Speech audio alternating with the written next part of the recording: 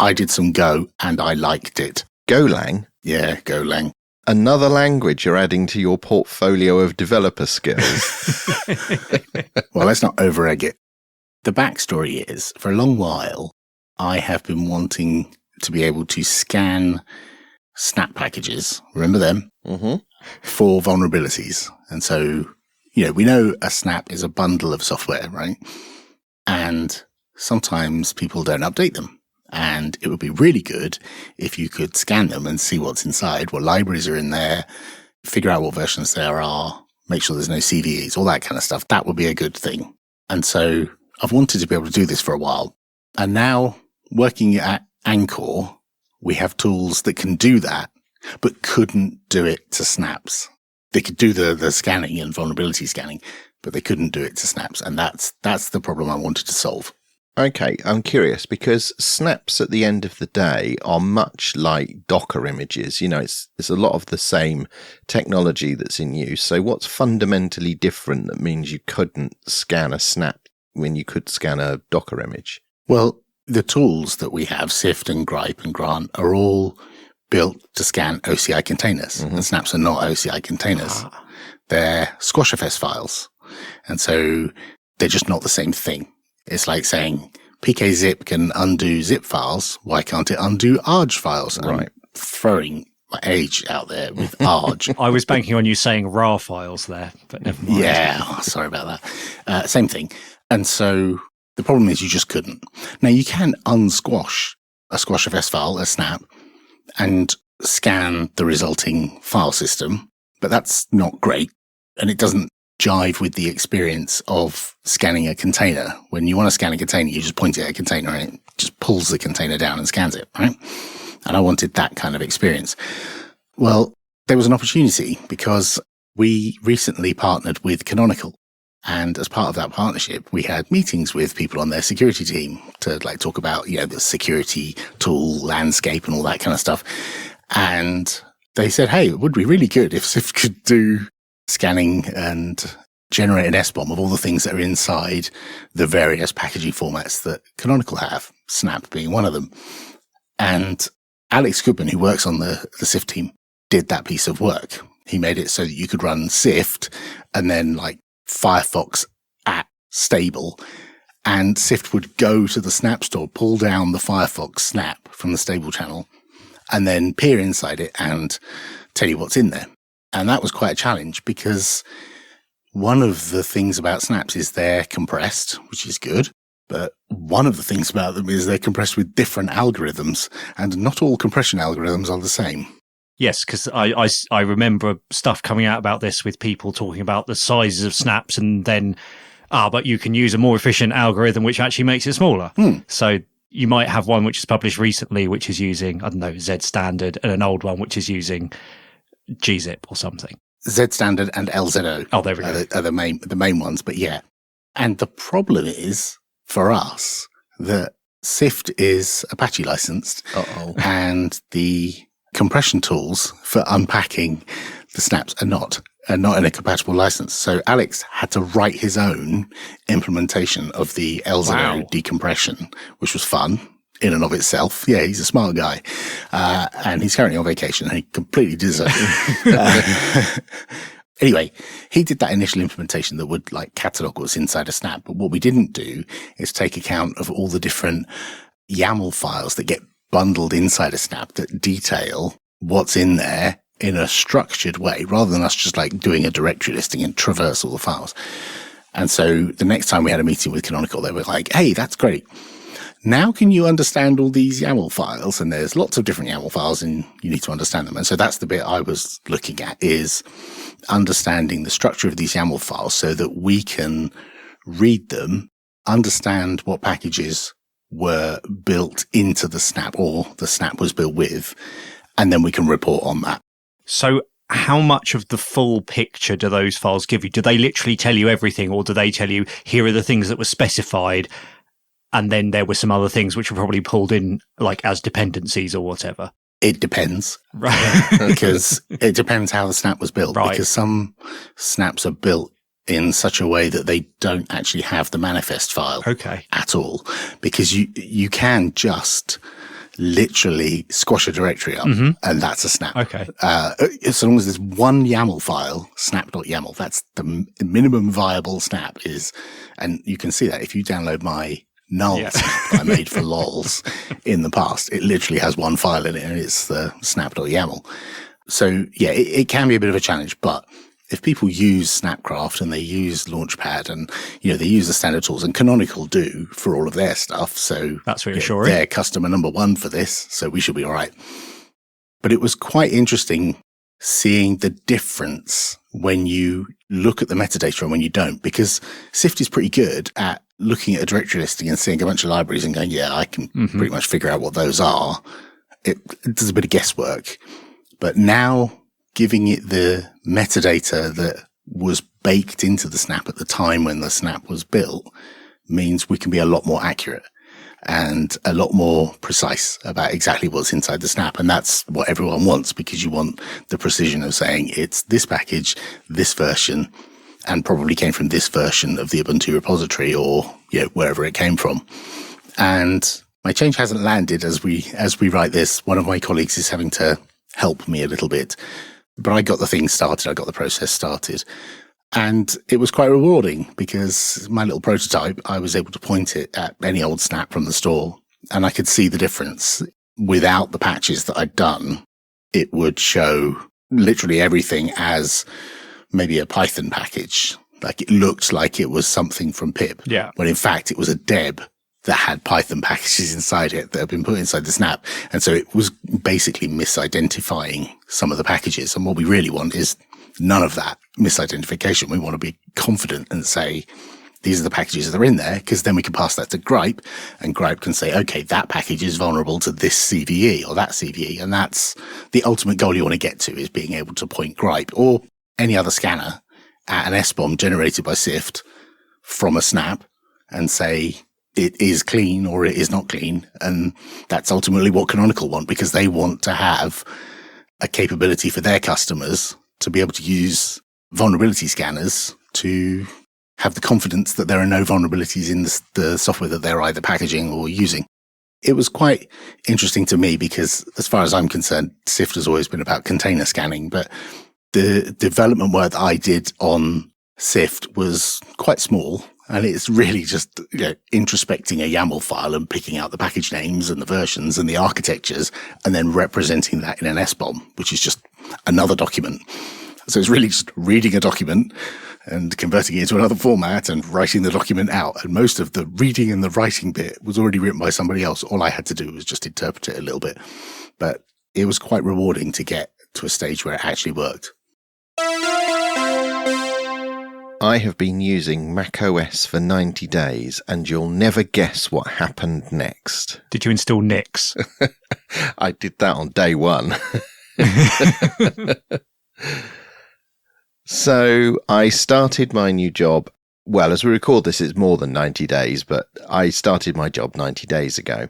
And when I was going through the new hire process, I was given a choice of computing devices and I opted for a MacBook. Why did you do that? Why would you do that? Total seduction by battery endurance of the Apple Silicon MacBook.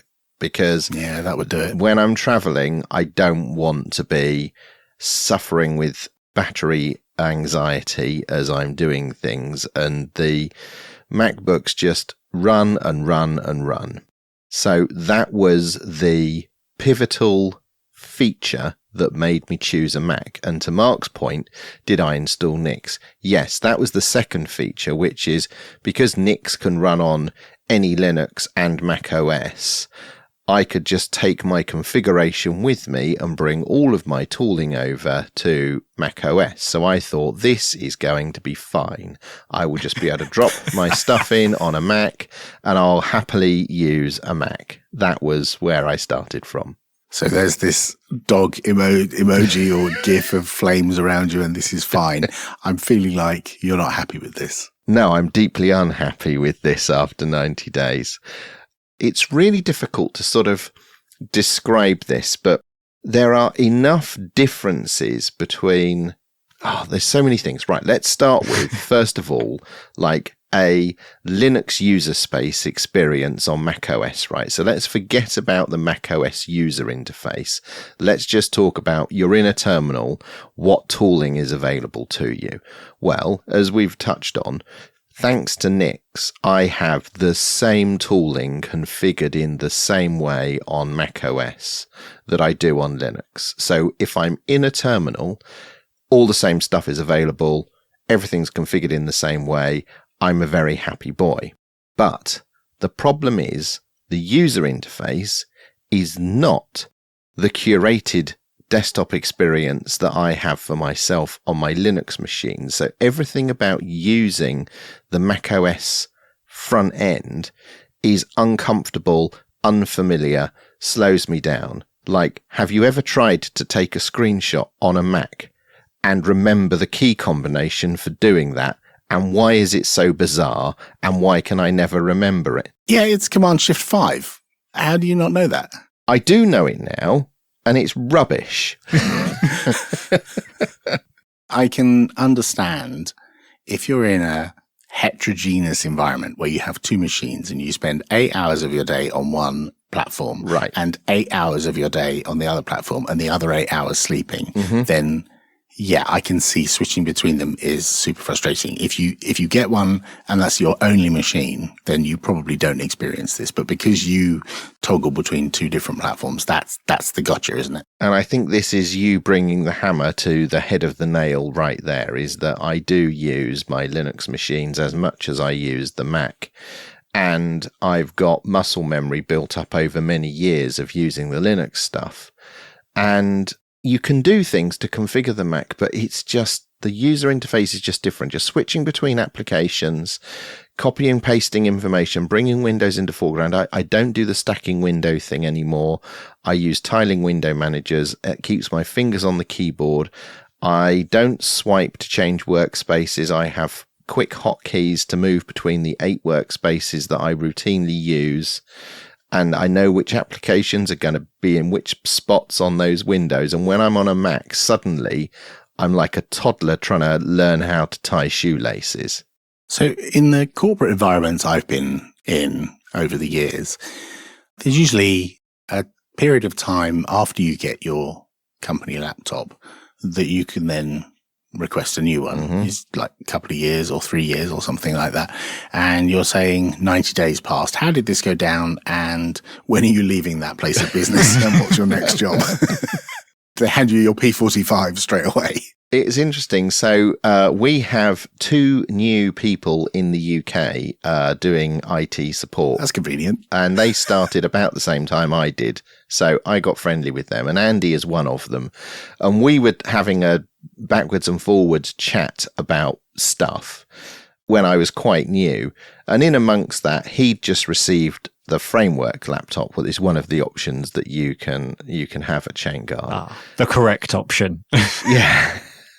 And he was saying, yeah, I've got this and I'm just setting it up and, I'm interested to see how it goes. And I said, interesting.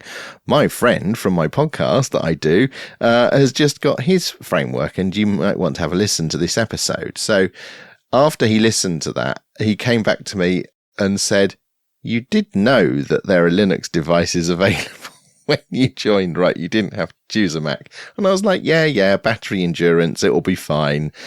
Something Nix, it'll all be lovely. So, the other day, I've just come back from working in Chicago for a week. So purely on the Mac for everything. And it just occurred to me, this is slowing me down. I am simply not as productive using this computer than if it was a Linux computer that I have configured to my liking, the way that I just do things. You say you've just got back from Chicago working. I've only seen one photograph from that event and you were holding a beer in a bar. So just saying. The person that took that photograph is Will from Late Night Linux. And he works at ChainGuard as well. And when we got back, I said to Will, I think I've made terrible life choices. How frowned upon will it be if I say, I really don't like this MacBook. Could I please have something that runs Linux? And Will's explained, other people have been through this before, it will probably be fine. So I went back to my friend Andy in IT and I highlighted the one line where he said, "You do realize that other devices are available that run Linux." And I quoted that and I said, about this, 90 days later, I have made terrible choices. What can I do? So he's pulled some strings, and in a few weeks, I will be receiving a Framework 16, and I will be able to return my nearly new MacBook for somebody who joins the company that really does want a MacBook, and I'm sure will make good use of it, because there's nothing wrong with a MacBook. Like, the hardware's lovely, the screen is great, the keyboard's outstanding, the operating system is fine. Like, if I wasn't moving between Linux and macOS, I could be quite happy. If macOS was my only machine, that'd be fine. And maybe if I took the plunge at home and I replaced my PCs running Linux with Mac Minis or something, and I just ran Mac everywhere, I would have the time to invest in learning all of the ecosystem of tooling that's available for Mac, because I know there are community-made tiling window managers and stuff like that, but I just don't have time. And you'd have to find a new podcast. Well, there is that, right? Because, yeah, there is that. So, thankfully, yeah, I will be gainfully employed at Linux Matters, because I shall be doing more Linux than I have been for the last 90 days. I've been adding a new service to my constellation of self-hosted services. Oh, Constellation, get you. You've changed.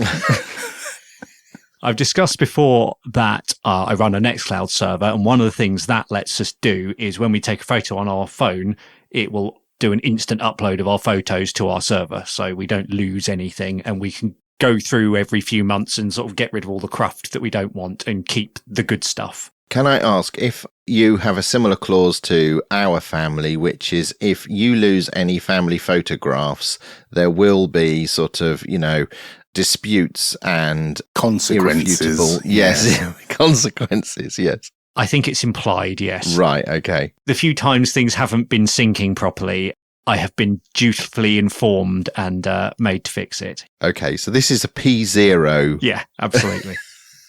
So yeah, this works well pretty much most of the time. The trouble is Nextcloud isn't good if you want to go back and look at your big archive of photos. It's doing it in the app, it's very slow. It doesn't have thumbnails pre-generated, so you sort of try to go to where you think a photo is and you just see a load of loading like placeholders, and it's not a good experience. So I went looking for something else which is good at managing photos, and the new hotness at the time was Immich. Ah, yes. So I'd seen lots of people talking about this, and particularly how good it is at using machine learning to look at your photos and do all of the indexing stuff for you.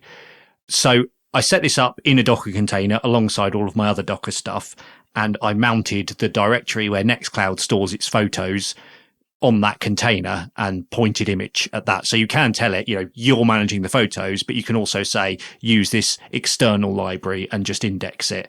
They do actually make it quite explicit that in the documentation at the moment that they don't recommend you use it as the only place that you store your photos because it's, quote, experimental. Okay, so let me just get this clear. The way that you're using it is it has sight of the photographs you've taken, and it purely generates the interesting information from those photographs rather than being the photo management tool. Exactly. So it generates thumbnails and it does all the analysis and indexes them and then presents them. Is there a bug file in Nextcloud?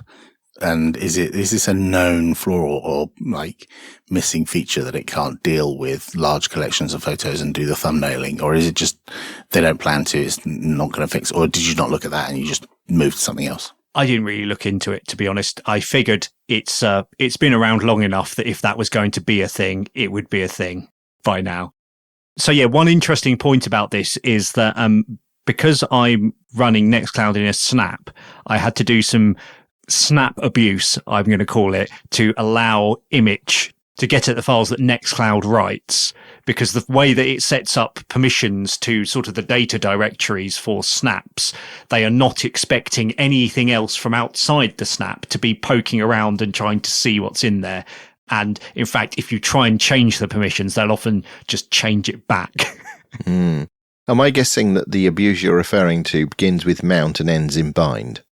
Is that what I did? No, I think I managed to find something I could do with permissions. I had to find the exact point in the hierarchy where I had to set some permissions and do some umask rules, I think, and something. All right. Okay. You really went for it. Yeah. Then that allowed me to mount that directory on the Docker container and then say Immich, oh, well, down these levels, that's where your photos are. And that works. Okay.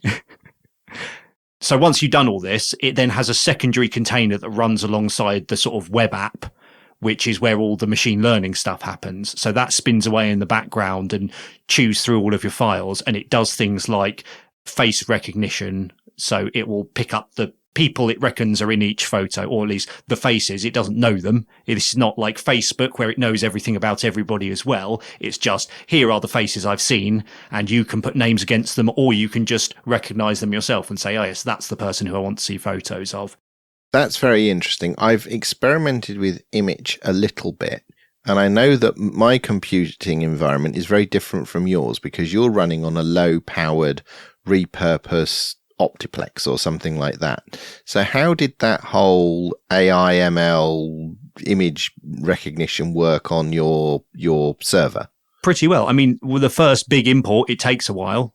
But then afterwards, it's just ticking along in the background and not doing very much. When you say takes a while, do you have a broad idea how long and how many photos? It might have been about a day. I mean, I've got probably, I don't know how many photos. I haven't prepared these statistics. No, okay. I've always found it doesn't matter. Yeah. It's one of those things I don't care.